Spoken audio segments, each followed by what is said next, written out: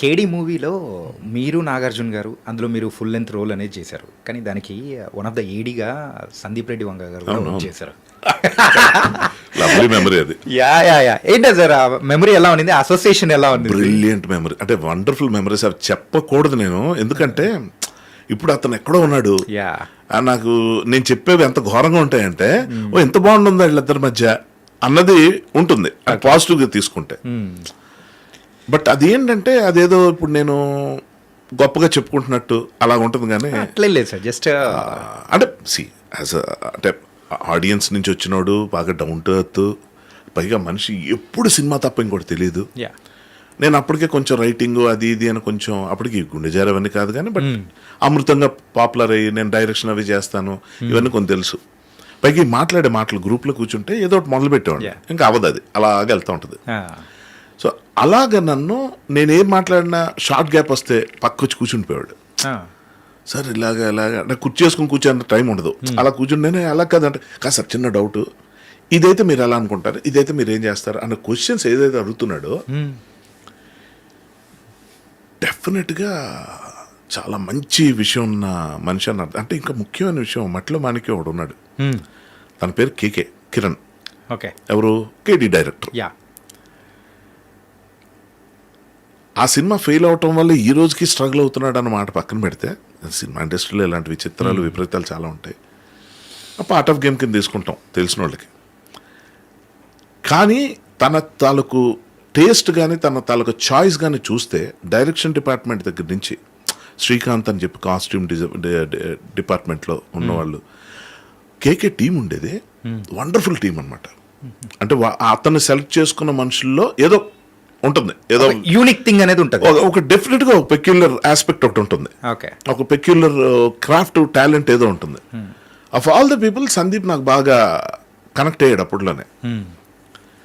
చూసి అరే బాగుంది అని నాకు ఆ ప్రివిలేజ్. శేఖర్ కమల గారి దగ్గర నాగార్జున పరిచయం కానీ వీళ్ళందరూ ఎలా అంటే అప్పుడప్పుడే స్టార్ట్ అవుతున్నాయి కెరియర్స్. నేను వాళ్ళకన్నా కొంచెం సీనియర్ని.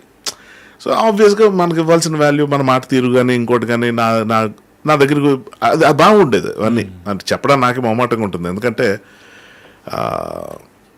ఏదో ఇంకా చాలామంది ఉన్నవి లేని కూడా చెప్తుంటారు కదా, ఆ కేటగిరీలో నన్ను ఎవరు అనుమానించడం నాకు నచ్చదు.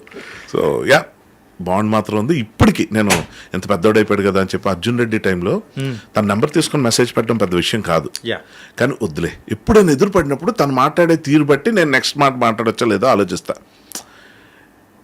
ఎందుకంటే ఫ్రాంక్లీ నేను ఏదో డిసప్పాయింట్ అయిపోతాను, తను ఏదో మర్చిపోతాను, ఇవి కూడా కాదు. నిజంగా తనతో ఏం మాట్లాడాలో కూడా తెలియదు నాకు. ఏం చెప్తాం, యానిమల్ బాగుంది, భలే నచ్చింది అని 2 సార్లు చూసాను, ఇవే మాట్లాడాలి. థ్యాంక్ యూ ఏం చేస్తున్నాను, నన్ను ఏదో అడిగితే 2 మాటలు, సరే కలుద్దాం, తప్పకుండా కలవం. సో ఇలా కాకుండా ఏదైనా ఒక కన్స్ట్రక్టివ్గా ఏదైనా ఉందా అన్నది చూసుకుంటే కనుక అప్పుడు నేను ఇచ్చేస్తాను. కానీ నేనేం చేశాను, ఫేస్బుక్లో తను ఉన్నాడు, తను ఏదైనా పోస్ట్ పెడితే 20 లైక్లు 30 లైక్లు వస్తుంటాయి. చెప్తున్నా మాట వరుసకి 100 కూడా నేను చూసిన దాఖలాలు లేవు. సచ్ ఎ బిగ్ డైరెక్టర్కి మంచి పోస్టులు పెడతాడు, మంచి సాంగ్ విజువల్ లేదు. ఇదేంటి అంటే అక్కడ తక్కువ, అక్కడ నిజంగా చాలా మందికి సందీప్ రెడ్డి వంగ ఒరిజినల్ అకౌంటా కాదు కూడా తెలియదు, అది పాయింట్. నాకు డౌట్ వచ్చింది, సరేలే అని చెప్పి మెసెంజర్లో పెట్టా. బాగా గుర్తొస్తుంటావు నువ్వు, నేను నీ సక్సెస్ చూస్తున్నాను, బాగుంది, ఎప్పుడైనా ఎదురు పడితే తప్ప నేను ఇక్కడ ఏం మాట్లాడదలుచుకోలేదని చెప్పగానే వెంటనే sir let's catch up sir అని పెట్టి రిప్లై వచ్చింది. తన లాంగ్వేజ్ తన స్టైల్ నాకు తెలుసు కాబట్టి తర్వాత కనుక్కుంటే తెలిసింది తన అకౌంట్ అది. So it's a good thing. అంటే ఇంకా కొన్ని ఎలాగంటే నిజంగా అంటారు కదా, ఇడు పని ఉంటేనే కలుస్తాడు రా లేకపోతే కలవడా, నేను ఆ టైపే. నేను పని ఉంటేనే కలుస్తా, లేకపోతే కలవ ఎందుకు అనవసరంగా ఉత్తినే వేరే వాళ్ళ టైం తిని నాకేదో టైం పాస్ అవ్వట్లేదని ఖాళీగా ఉన్నావు పద అక్కడికి వెళ్ళి ఇంకా అడుగుంచి ఇడు గురించి మాట్లాడుకోవాలి. అంటే ఇప్పుడు అదే చేస్తాం కానీ బిచ్చింగ్ ఉంటుంది ఈ కెమెరాలో మైకులు లేకపోతే, ఆడెంతదవా ఈడెంతదవా అది ఇది టైం వేస్ట్. సార్ ఇంత ఫిలాసఫికల్ గా మీరు మాట్లాడుతూ ఉంటారు, ఇది ఫిలాసఫీ అంటే ఫిలాసఫికల్ గా కొన్ని మాటలు సార్, అంటే లైఫ్ లో అందరూ అంటుంటారు కానీ ఎక్కడైనా చెప్పండి అలాంటివి ఏమైనా దొరికితే. నిజంగా నాకు తెలీదు, this is how I talk. నేను మామూలుగా మాట్లాడినప్పుడు కూడా ఎలా ఉంటాయి. సరే మీరు అడగండి. ఇట్లా మాట్లాడుతూ ఉంటారు కదా, సో దేవుడు, ఈ నమ్మకాలు, సెంటిమెంట్స్ ఇవన్నీ నమ్ముతూ ఉంటారా మీరు? అంటే ఎలా ఉన్నాయంటే అండి, దేవుడు అనే కన్నా నాకు అది డెఫినేషన్ నాకు నిజంగా తెలియదు. అంటే ఎలాగ అంటే దేవుడి రూపం ఏంటి, ఏ మతం ఏది అంటే అన్నీ తెలుసు, చూస్తూ ఉంటాం. Yeah. కానీ అంత నాలెడ్జ్ నాకు లేదేమో నా ఫీలింగ్. పక్క నాస్తికులు ఎవరైతే ఉంటారో వాళ్ళ కాన్సెప్ట్ కూడా నాకు అర్థమవుతూ ఉంటుంది. అది కూడా అవసరం అనిపిస్తుంటుంది. ఓకే. ఎందుకంటే మతం పేరుతో జరుగుతున్న దుర్మార్గాలు ఏవైతే ఉంటాయో, ఆ దాష్టికాలు ఏవైతే ఉంటాయో అవి వాటిని చూసినప్పుడు మతం మీద కోపం వస్తుంది, దేవుడి మీద కాదు. ఓకే. దేవుడి మీద కాదు, దేవుడు అన్నవాడు అసలు మన నాలెడ్జ్ మించి.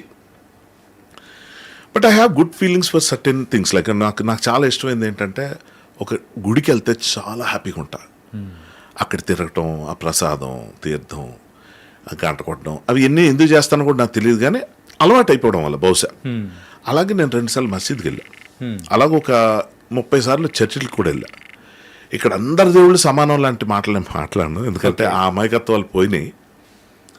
దారుణాలు చాలా ఘోరంగానే ఉన్నాయి, అది మొదలు పెడితే ఇంకా ఆగదు. కాబట్టి నేనేంటంటే విపరీతమైన నాస్తిక ధోరణి ఉన్నవాళ్ళు మా గంగరాజు గారు, బాగా పాపులర్ బాబు గోగినేని గారు, వీళ్ళని విపరీతం ఫాలో అవుతాను నేను, విపరీతం. ఎందుకంటే వాళ్ళ ఇన్ఫ్లుయెన్స్ మీ మీద ఏమన్నా ఉందనుకో. నాకు చాలా ఇన్ఫ్లుయెన్స్లు ఉన్నాయి. నేను అదే అంటున్నా, నాకు బోత్ రిలీజియన్ అంటే మీకు ఎలా చెప్పాలంటే ఇది అంత గొప్పగా అనిపించదు, కానీ ఇది నిజం. ఏంటంటే నాకు సంబంధించిన నిజం. ఫర్ ఎగ్జాంపుల్, మీరు క్రికెట్ మ్యాచ్ చూస్తున్నారు అనుకోండి, మీరు పాకిస్తాన్ అయితే పాకిస్తాన్ గెలవాలనుకుంటారు, మీరు ఇండియన్ అయితే ఇండియా గెలవాలనుకుంటారు. కానీ నాకు ఎవరు గెలిచినా ఆడే ఆటను చూస్తా. ఓకే. నా ప్రాబ్లం ఏంటంటే, గాంధీ ఎంత అర్థమవుతాడో నాకు గాడ్సే కూడా అంతే అర్థమవుతాడు. సో నాకు I can't take a stand, వీళ్ళు రైట్ వీళ్ళు రాంగ్ అనే పరిస్థితి నాకు ఉండదు. ఎంత దుర్మార్గమైన పరిస్థితుల్లో ఒక మనిషి సఫర్ అవుతున్నా, అలా సఫర్ అవడానికి గల కారణాల్లో ఉన్న మిస్టేక్లు కూడా నాకు అర్థమవుతుంటాయి. సో గబుకని నా సింపతీస్ అట్ వెళ్ళవు. చెప్పాలని ఉంటుంది, ఎలా చెప్పాలో తెలీదు. అలాగే దుర్మార్గపు దీంట్లో ఇప్పుడు ఇందాక నాకు అందుకే కోర్ట్ సినిమా అంత ఇష్టం. మంగపతి క్యారెక్టర్ ఉంది, వాడు దుర్మార్గుడు అని ఫిక్స్ అయ్యాం. ఎందుకు? ఓ పేద కుటుంబం మీద వాడి తాలూకు పైత్యం అంతా చూపించి, వాడి తాలూకు పవర్ అంతా చూపించి 2 లక్షలు ఖర్చు పెడితే వాడి జీవితం 14 ఏళ్ళు జైలు పంపించేస్తారు దుర్మార్గుడు అనుకుంటే, వాడు చేసింది తప్పేంటి అక్కడ? ఆ పిల్లలు చేసింది రైటా? ఆ ఏజ్ గ్రూప్లో అలా ఉండొచ్చా?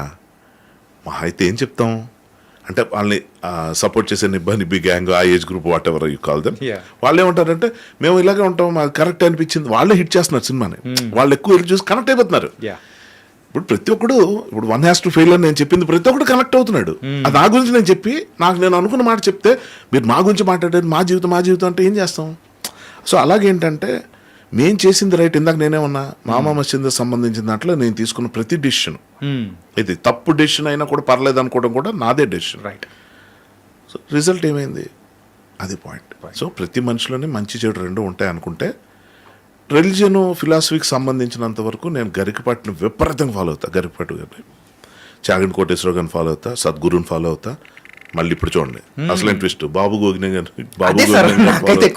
నేనేమంటాను అంటే ఏం లేదండి, నేను ఇలాగే ఉండాలని నేను నమ్మను, అది కరెక్ట్ కాదు. నాకు వంకాయ ఇష్టం అంటే రోజు వంకాయ తినాలి కాదు. నేను నాన్ వెజ్ తింటున్నానని చెప్తే నేను ఒంటి మాంసం తినేలేను. సో నా లిమిటేషన్స్ నాకున్నాయి. నేను మ్యాక్సిమం ఒక స్టేజ్కి వెళ్ళాను, ఒక క్రొకడైల్ మీట్ తిన్నాను థాయిలాండ్ వెళ్ళి. కొంచెం ఇబ్బంది పడ్డా, సరే చూద్దాం ఇది తింటే వీళ్ళు చచ్చిపోవట్లే కదా, నేనే చచ్చిపోలే అని చెప్పి తిని, జస్ట్ ఒక అడ్వెంచరస్ మైండ్ సెట్ అది. కానీ అడ్వెంచర్ అక్కడితోనే స్టాప్. ఇట్లా వెళ్ళినప్పుడు నాకు గుర్ర మాంసం ఆఫర్ చేశారు, అలా ఇది కూడా చేసేద్దాం అని చెప్పి దగ్గరికి వెళ్ళి నాకు వల్ల కాలా. సో చెప్పేది ఏంటంటే, మన ఒంటికి ఏది పడుతుందో ఇప్పుడు చెప్పేవాళ్ళు. ఇప్పుడు ఈ సృష్టిలో ఒక దేవుడు సృష్టించాడు ఈ సృష్టి అన్నది వినడానికి నేను బాగా ఎంజాయ్ చేస్తున్న రోజుల్లో, సైన్స్ అనే టాపిక్ వచ్చినప్పుడు బాబు గోగినేని గారి పేరు ఎందుకు చెప్తున్నానంటే, మా స్కూల్ టీచర్స్ కొన్నేళ్లుగా చెప్తుందంతా ఆయన వీడియోలో గంటలో చెప్పాడు బిగ్ బ్యాంగ్ థియరీ. నాకు ఎంతకు మించి గురువు ఎవరు ఉన్నారు అనుకున్న తర్వాత, ఫర్ సమ్ రీజన్స్ ఆయన నన్ను ఇష్టపడతారు. ఆయన ఫర్ సమ్ రీజన్స్ నాకు ఎందుకో తెలియదు, ఆయన కనెక్ట్ అయ్యి నాతో మాట్లాడుతూ, హర్ష ఎలా ఉన్నావు ఏంటంటే, I feel so happy. Morning వాక్స్కి వెళ్ళినప్పుడు పాడ్కాస్ట్లు ఉంటాయి. ఒకరోజు బాబు గోగినేని గారు, మరుసటి రోజు గరిపాటి గారు ఉంటారు. సో నా ప్రాబ్లమే లేదు విత్ బోత్ ఆఫ్ దెమ్. నేను డిఫర్ అయ్యే ఒపీనియన్స్ ఇద్దరు విషయంలో ఉండొచ్చు. నేను గుడికి వెళ్తాను, నాస్తికుడిలాగా మాట్లాడతాను. సో నా ప్రాబ్లం ఏంటంటే, ప్రాబ్లం అని ఎందుకు చెప్తున్నానంటే, అన్నీ అర్థమైపోతుంటాయి నాకు. ఇండియన్ పాలిటిక్స్ అర్థం అవుద్ది, పాకిస్తాన్ పాలిటిక్స్ కూడా అర్థం అవుద్ది, అమెరికన్ పాలిటిక్స్ అర్థం అవుద్ది. పాలిటిక్స్ అంటే ఏంటి, నెగిటివ్ కాదు, ప్లస్ మైనస్. సో నాకు అర్థమైనప్పుడు వీళ్ళు ఇది రైట్ వీళ్ళు రాంగ్ అని నేను అనలేను. ప్రతి దానికి వెనక్కి వెళ్తే కొంచెం టాప్ యాంగిల్కి వెళ్ళి చూస్తే అన్నీ కనిపిస్తూ ఉంటాయి. But I don't want get in to unnecessary debates, arguments. ఇలా అన్నామంటే నీకేం తెలుసు, నీకు ఇది తెలుసా, ఆ ధర్మం తెలుసా, ఈ న్యాయం తెలుసా, ఇలా తెలుసా, అలా తెలుసా, తెలియదురా బాబు అనేస్తే గొడవ తెలిపింది. నేను హ్యాపీగా ఉన్నాను, డిసైడ్ అయిపోయాను బాస్. అంటే సింపుల్గా మీరైతే కట్టే కొట్టే తెచ్చి పెట్టే ఆ టైప్లో ఉంటారు. అంటే లాగడానికి లాగ్ చేయడానికి మాత్రం అంటే నా పాయింట్, ఇప్పుడు నా ఒపీనియన్, నా గురించి నన్ను ఏమైనా చెప్పమంటే చెప్తాను తప్ప నా ఒపీనియన్స్ పెద్దగా చెప్పను.